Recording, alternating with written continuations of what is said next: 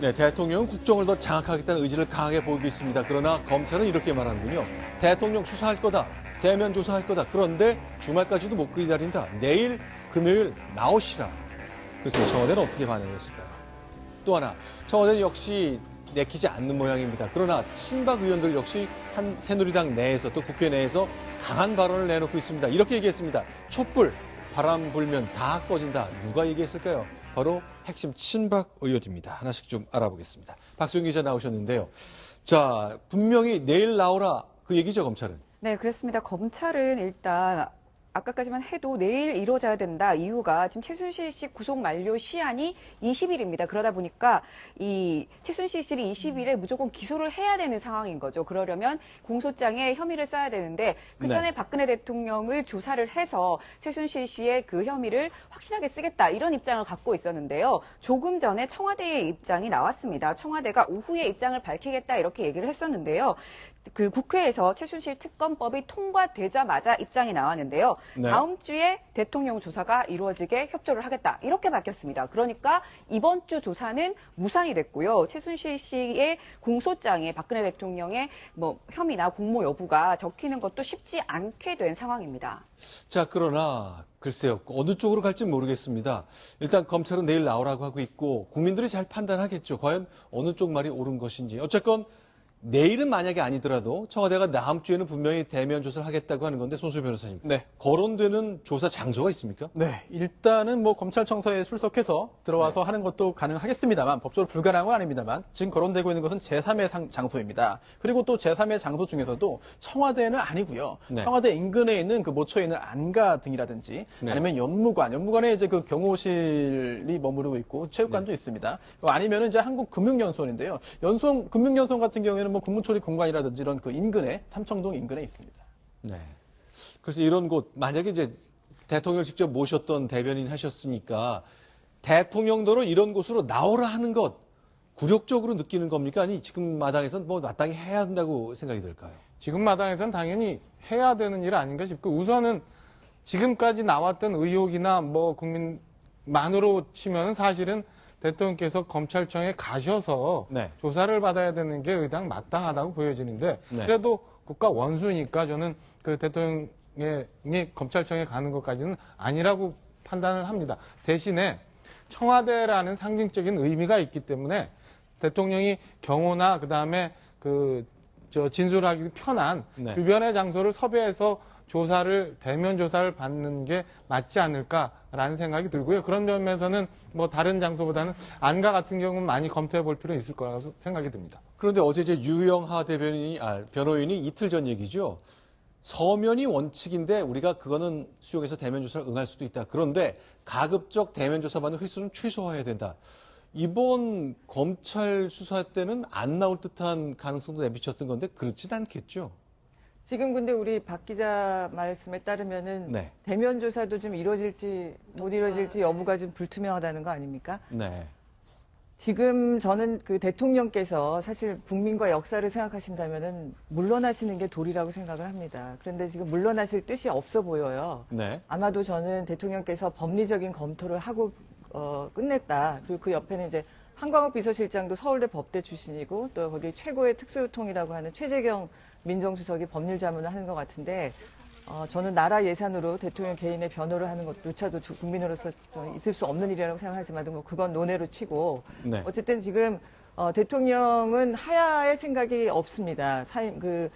바로 사임하는 즉시 아마 구속이 될 거다라고 생각을 할 것 같고 불행한 것은 지금 검찰 조사조차도 저렇게 대면 조사가 이루어지지 않는다면 이 굉장히 그 전국은 장기화될 수밖에 없다. 그리고 그저께인가요? 그 문재인 대표와 추미애 그 야당 더불어민주당의 그야말로 헛발질 때문에 야당도 거의 무능력, 리더십의 어떤 공백을 드러낸 상황에서 지금 친박과 청와대가 약간 좀 우리 쪽으로 좀 기류를 좀 우리 쪽에 유리한 쪽으로 기세를 좀 잡겠다. 뭐 이런 어떤 머리 계산을 하는 것 같은데 저는 민심이 도저히 용납하지 못한다고 생각을 합니다. 지금 이제 속보 자막 나온 거 보니까 청와대가 검찰 수사에 대단히 큰 불만이 있는 것 같습니다. 그러니까 지금 보도에 계속 검찰의 수사 내용이 흘러나온다. 이러면 우리가 공정성을 의심할 수밖에 없다. 손소 변호사님. 대표적인 게 뭐 가령 CJ그룹의 손경식 회장을 대통령이 독대한 것 그런 게 계속 보도에 나오고 그러잖아요. 그렇습니다. 이 소식이 알려지자 사실은 대통령에 대한 대면 조사의 필요성이 더욱더 강하게 지금 힘을 받고 있고요. 또 이렇게 조사를 거부하는 대통령에 대한 비난 여론이 더 세지고 있습니다. 그 내용이 뭐냐면 이제 그 CJ그룹의 이제 그 손경식 회장이 이제 작년 7월에 대통령과 만났는데요. 비공개로 네. 만났는데 이 자리에서 검찰에서 이런 매우 중요한 이야기를 했다고 전해집니다. 이재현 회장의 사면을 기대하고 출연금을 냈다. 이 네. 사면을 기대했다는 게 법적으로 보면 이제 대가성에 대한 그런 그 증거가 되는데요. 네. 특히나 그 미르법인의 미르재단에 8억, K스포츠재단에 5억 원, 총 13억 원을 이제 지급했는데 이게 자발적인 아주 순수한 목적성이 없고 대가성이 없는 그런 그 모금이 아니라 선의에 의한 것이 아니라 실제로 그 이재현 회장의 사면을 대가로 한 그런 그 돈이었고 또 네. 그 후에 실제로 이재현 회장이 재벌 총수 중 유일하게 사면을 받지 않겠습니까? 그렇다면 이것이 뇌물로 인정될 가능성이 높다. 이런 내용이 흘러나오자 결국 청와대에서는 이런 내용이 흘러나온 그런 그 배경이 그런 검찰에 대해서 매우 큰 지금 불만을 갖고 있는 것 같습니다. 그럼 정리를 해보겠습니다. 재벌 회장이 며칠 전에 이제 검찰에 출두됐잖아요. 비공개 출두였는데 그때 내가 돈 냈다. 그런데 이재현 회장 사면해줬으면 하고 냈다. 근데 실제로 사면이 됐더라 하는 내용을 검찰에 와서 회장이 직접 진술한 것처럼 기사가 나갔습니다. 그런데 CJ 측에서 정작 우린 그런 말 한 적 없다고 얘기하고 있거든요. 굉장히 혼돈스럽습니다. 이런 게 흘러나온 것이 검찰이 청와대를 압박하기 위해서 저런 것 아니냐. 의구심을 계속 청와대는 갖고 있는 거군요. 그러니까 좀 전에 앵커 말씀 주신 것처럼 공정성 없는 수사 기밀이 나가는 걸 원치 않는다라고 하는데 사실은 이게 단순히 저런 그 보도뿐만 아니라 저는 그 청와대가 검찰에 대해서 일종의 뭐라고 해야 되나요? 협박 비슷하게 한 것처럼 저는 느껴져요. 왜냐하면 네. 요 며칠 동안 그 검찰이 그 만약에 대통령의 대면 조사가 기일 내에 이루어지지 않는다면 뭐 최순실과의 공범으로 표기를 한다든지 아니면 뭐 네. 다른 얘기 여러 가지가 있었는데 그런 것도 하지 말아라. 확인되지 않은 건에 대해서 공소장에 기입하는 건 우리 원치 않는다라는 뜻이 아닌가. 그러니까 공정성 없는 수사 기밀이 유출되는 거 원하지 않는다라고 까지도 얘기하고 있는 거 아닌가 싶은 생각이 듭니다. 그래서 아까 우리 허 의원님 말씀 주신 것처럼 과연 네. 대통령이 청와대가 지금 이 상황을 어떻게 보고 있는지에 대해서 여전히 잘못 읽고 있지 않나. 국민도 속고 촛불도 속고 있는 상황 아닌가 싶습니다. 자, 그러면요. 일단 검찰 수사 다음 주에 뭐 본격적으로 시작된다고 가정을 한다고 해도 일단 오늘 국회에서 특검법이 통과됐잖아요. 네. 이제 시작하는 거죠. 네, 그렇습니다. 이제 특검이 이제 어쨌든 이제 특검법이 통과가 됐기 때문에 야당에서 특별검사로 2명을 추천을 합니다. 그러면 대통령이 이 2명 중에 1명을 선택을 해서 특검이 이제 시작이 되게 되는데요. 자, 이렇게 하면 보통 시간이 12월 정도에 초에 추천을 해서 올라가서 그럼 특검이 한 3개월 정도 지속이 되는 상황입니다. 그런 절차가 필요한 상황입니다. 자, 그동안 이제 특검을 누구로 할까? 뭐 물망에 여러 사람이 올렸습니다만 어제 저희가 잠깐 소개해드렸는데 최동욱 전 검찰총장만큼은 아닌 것 같습니다. 논란이 엉뚱한 대로 퍼질 수 있거든요. 야당에서 이렇게 얘기했습니다. 이렇게서 맡겨주신다면 뭐 저는 사감은 없습니다. 공정하게. 최선을 다해서 무언 일이든 간에 책임은 다해야 되지 않냐. 꼭 그래야 된다. 최동욱은 아니라고 가정해줬어. 자, 이런 상황입니다. 그러나 이제 그 친박 진영, 이게 전반적으로 좀 봐야 될 것 같습니다. 검찰하고 청와대가 아주 첨예한 기싸움 벌이고 있습니다. 그런데 어제 저희가 소개해드린 것처럼 대통령이 강한 장악력을 요구하고 있는 반면에 새누리당이 거기에 쭉 따라오고 있는 것 같습니다. 오늘 법사위에서 있었던 한 장면 또 소개해드리겠습니다. 친박 진영이 촛불 시위에 이런 의견을 내놨습니다. 듣겠습니다. 오늘 만약 이 법안이 통과된다고 하면 촛불에 밀려서 원칙을 저버린 우리 법사위 우욕의 역사로 남게 될 것이다. 저는 감히 이렇게 이야기합니다. 하지만 촛불은 촛불일 뿐이지 결국 바람이 불면 다 꺼지게 돼 있다. 민심은 언제든 변한다는 말씀도 함께 드립니다. 자, 촛불은 촛불일 뿐이다. 촛불은 바람에 불면 꺼지게 돼 있다. 홍명구 의원께 좀 질문 드리겠습니다. 이제 지난주 토요일 날 큰 촛불 시위가 있었고 이번 토요일도 한번 또 대규모 집회가 예정돼 있잖아요. 자, 민심 사그러들까요? 지금 화면은 지난주 토요일 장면이죠. 예, 지금 상황으로 볼 때는 저는 사그러들지 않을 것 같습니다. 지금 저런 친박들의 모습을 보면 뭐 누가 얘기했는데 뭐 박근혜 종교에 빠진 사이비 집단 같다라고까지 생각이 될 정도로 그 민심의 변화나 민심의 어떤 그 분출에 대해서 굉장히 그 무시하고 네. 자기 식대로 해석하는 그런 모습인데 정말 저런 모습이야말로 대통령을 위하는 것이 아니다. 저는 이렇게 생각합니다. 박수영 기자. 그러나 지지율은 계속 떨어지고 있습니다. 네, 지금 친박 의원들 같은 경우나 뭐 친박계 같은 경우에는 뭔가 계기가 있으면 이게 꺼질 수 있다. 좀 전세가 좀 바뀔 수 있다 이런 생각을 하는 것 같은데 지금 대통령 지지율은요 계속 떨어지고 있습니다. 지난주에 갤럽 조사에서 이미 5%를 찍었는데요. 이번 주에 리얼미터 조사에서는요. 그래도 리얼미터 조사는 지난주까지만 해도 두 자리 숫자가 나왔었거든요. 11.5%까지 나왔었는데 이번 주에 조사를 해봤더니 결국 한 자리로 떨어졌습니다. 9.9%가 나온 건데요. 지금 이 전국에서 친박이나 이 정부가 반전의 계기 등을 찾지 못하고 계속 떨어지는 상황인 거죠. 자, 그런데 대통령의 생각이 가장 중요할 것 같습니다. 그런데 저희가 지난 한 2, 3주 동안의 대통령의 생각을 좀 정리해 봤는데요. 초기의 상황과 지난주 그리고 이번 주 들어와서의 상황은 대통령의 생각이 완전히 달라진 것 같습니다. 저희가 영상으로 준비했습니다. 소개합니다. 저로서는 좀 더 꼼꼼하게 챙겨보고자 하는 순수한 마음으로 한 일인데 내가 이러려고 대통령을 했나? 저 역시 검찰의 조사에 성실하게 임할 각오이며 특별 검사에 의한 수사까지도 수용하겠습니다.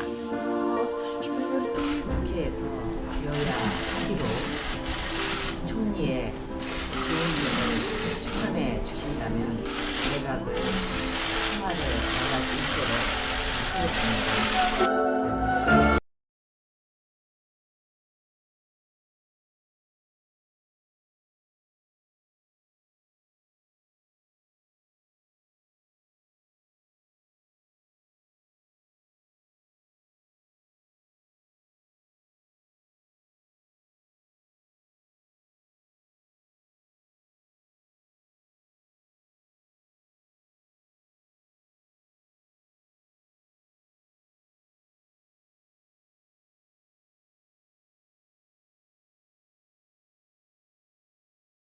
통실장을 내정했습니다.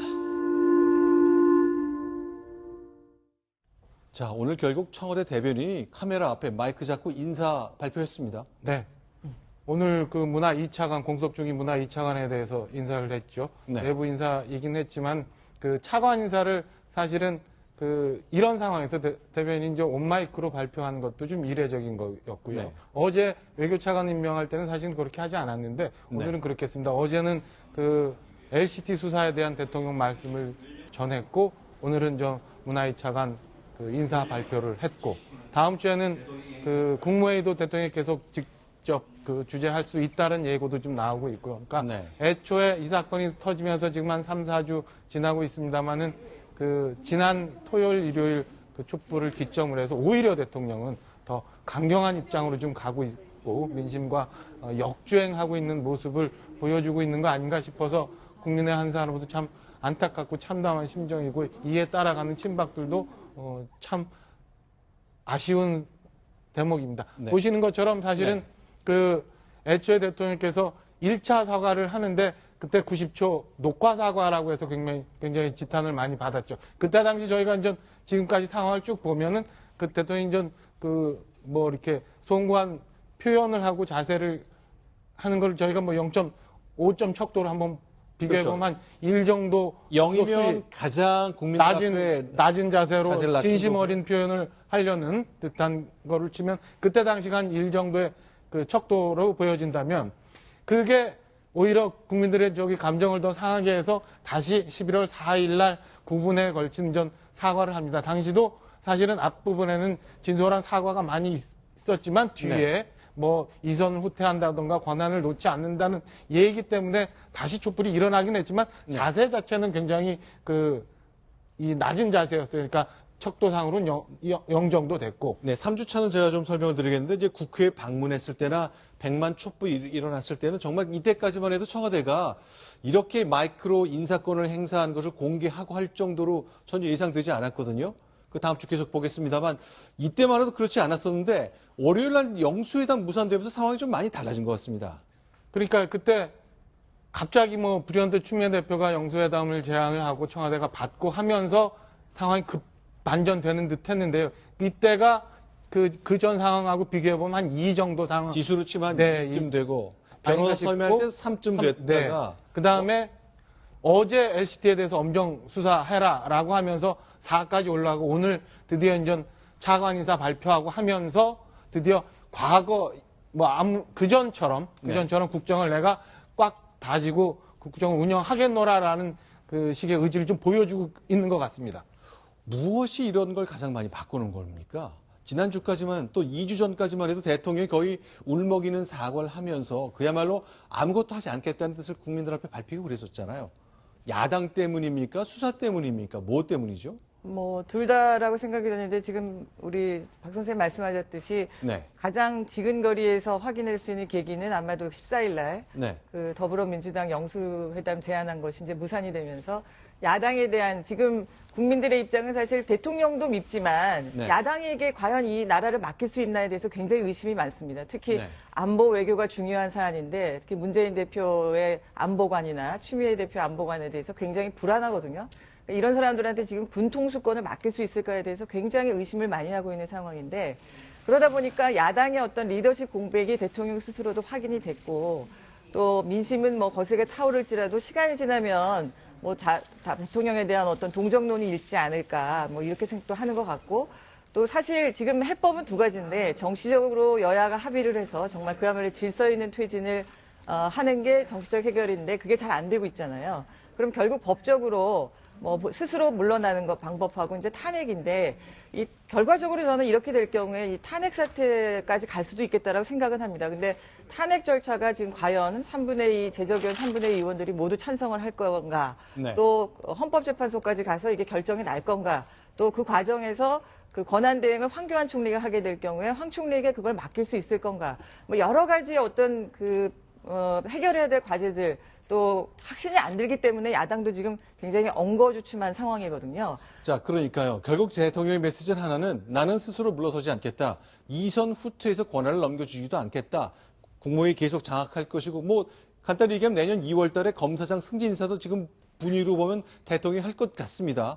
그러니 탄핵할 테면 해라. 이렇게 해석되고 있습니다. 손소희 변호사님. 네.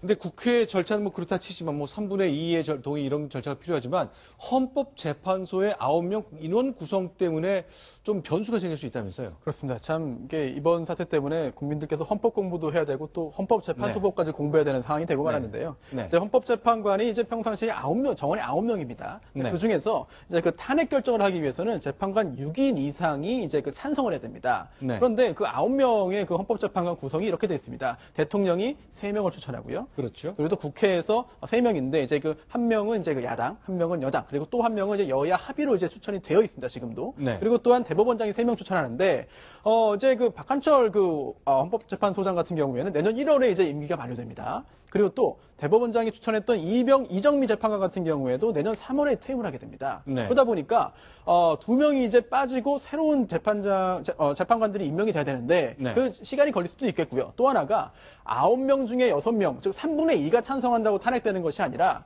아무리 2명이 퇴임하고 재판관이 일시적으로 7명만 남는다 하더라도 그래도 6명 이상이 찬성을 해야 됩니다. 그렇기 때문에 탄핵의 절차는 굉장히 어렵고요. 이런 것들을 이제 그 청와대에서는 아주 충분하게 활용해서 정치적으로 이제 그 고려하는 것이 아닌가 생각됩니다. 그러니까요. 이제 정리를 좀 해보겠습니다. 올 연말 안쪽에 도저히 지금처럼 대통령의 권한 행사해서 안 된다고 해서 국회가 탄핵에 들어갈 수 있습니다. 뭐 국회에서 새누리당의 일부가 동의하면 처리가 될 수 있는데 내년에 넘어가서 헌법재판소에서 다툼이 계속 이어지는 동안에 2사람의 자리가 빈다는 거네요. 그러면 그러니까 9명의 헌법재판관 중에서 제적위원 3분의 2가 인용을 해야 되니까 그러면 6명이 돼야 되는데 2분 빠지고 나면 7명 중에 6명이 탄핵에 찬성을 해야지 통과가 될 수 있다는 거죠. 그러니까 많은 사람이 지금 진단하는 것처럼 청와대는 이 기점을 계기로 해서 그 진지전을 구축해서 청와대 내에서 그 탄핵에 대비해서 네. 시간이 흘러가기를 바라고 있는 것 같고 뭐 이번 주 토요일도 사실은 촛불이 예정돼 있습니다만 촛불이 가다 보면 지치고 일부에서는 덜어 부작용도 생길 수 있으니까 네. 그런 거를 유도해내면서 국면이 바뀌기를 기대하고 있는 거 아닌가 싶은 생각이 듭니다. 자, 그러나 결국 그래도 많은 학자들이 뭐 다툼이 좀 있습니다만 홍문병 의원께 여쭤보고 싶은데 탄핵해야 된다. 탄핵이 가장 헌법적이다는 얘기를 하는데 글쎄 안철수 의원과 가까웠고 또 야권에 가까운 최장집 교수는 이렇게 설명을 하는군요. 자, 그러니까 대통령이 스스로 하야하는 퇴진보다는 탄핵이 더 중요하다. 왜냐? 탄핵은 헌법에 적시되어 있는 절차 아니냐. 자, 우리 민주주의 체제에서 헌법을 제대로 시행하는 경험 우리가 모두 가져야 된다. 그러니까 헌법적으로 대통령이 물러나도록 해야 된다는 얘기를 하고 있는데 글쎄 학자들 사이 뭐 다 다양한 의견이 있는 거죠. 네, 맞습니다. 지금 국민적인 분노나 이런 걸로 보면은 당연히 저는 뭐 탄핵 절차까지 갈 수밖에 없다라고 생각은 하는데 법리적 차원에서도 법학자들끼리 의견이 좀 달리합니다. 물론 최 선생님처럼 말씀하신 분도 계시고 검찰 수사가 지금 진행 중이기 때문에 그 검찰 수사가 일단 끝나서 대통령이 어떤 죄가 있는지 정확히 결정이 된 상태여야 그 탄핵 절차에 들어가는 거 아니냐 이런 얘기도 하고 또 미국 같은 경우에도 사실 그 하원에서 통과가 되더라도 네. 그 탄핵 절차가 진행되는 과정에 그 대통령의 직무를 또 수행할 수가 있거든요. 그러니까 어쨌든 지금 우리 그 법학자들 간에도 약간의 의견이 있고 그래서 그 탄핵 절차 아까 또 시간적인 여러 가지 문제도 있고 그래서 법리적인 차원에서는 탄핵이 마땅한데 이것이 과연 현실화되기까지에는 여러 가지 걸림돌들이 좀 있는 것이 사실입니다. 그래서 아마도 청와대에서는 뭐 심지어 지금 탄핵을 가장 기다리고 있다. 탄핵 결정을 뭐 그런 식으로 이제 시간을 벌어보겠다 이런 이야기까지 보도도 나오던데요. 어쨌든 아까 말씀드렸듯이 이 사태가 좀 장기화될 것 같아서 국민 입장에서 굉장히 갑갑한 정국으로 이어질 것 같습니다. 한 6개월 정도까지도 지금 가야 되는 거 아니냐.